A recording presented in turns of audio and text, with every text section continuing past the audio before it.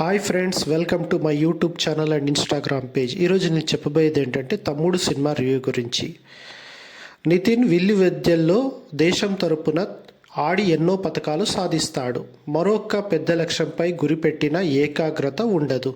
మనసుని ఏవో జ్ఞాపకాలు వెంటాడుతూ ఉంటాయి. అక్క స్నేహలత అంటే లయతో ముడిపడిన జ్ఞాపకాలే అవి అన్ని కొన్నాళ్ల తర్వాత తెలుస్తుంది. జై చిన్నప్పుడు జరిగిన కొన్ని సంఘటనలతో కుటుంబానికి దూరమవుతుంది. లయ ఇంకెప్పుడు పుట్టింటి గడప తొక్కనని శపథం చేసి వెళ్ళిపోతుంది. ఆ మాట ప్రకారమే తండ్రి చనిపోయినా ఇంటి వైపు తిరిగి చూడదు. అక్క విషయంలో చేసిన ఓ చిన్న తప్పు నితిని వెంటాడుతూ ఉంటుంది. ఆ తప్పు గురించి చెప్పి మళ్ళీ అక్కకు దగ్గరవ్వాలని తన స్నేహితురాలు చిత్ర అంటే వర్ష బౌలమ్మతో కలిసి బయలుదేరుతాడు.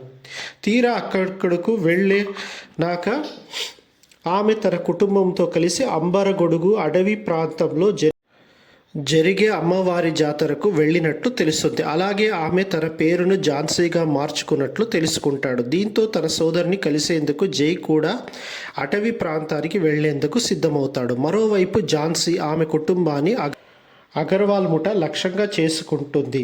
మరి జై తన అక్క ఝాన్సీని కలుసుకున్నాడా? అగర్వాల్ ముఠా నుంచి ఝాన్సీ ఆమె కుటుంబం ఎలా బయటపడింది అనేది తెలియాలంటే సినిమా చూడాల్సింది. థ్యాంక్స్.